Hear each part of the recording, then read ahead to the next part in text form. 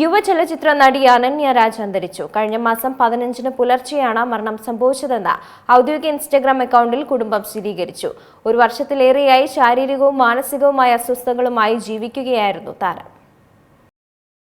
ബോളിവുഡ് യുവനടി അനന്യ രാജിന്റെ വിയോഗം ഒരു മാസം വൈകിയാണ് കുടുംബം സ്ഥിരീകരിക്കുന്നത്. ഉറക്കത്തിനിടെ മരണം സംഭവിച്ചെന്നാണ് കുടുംബം പറയുന്നത്.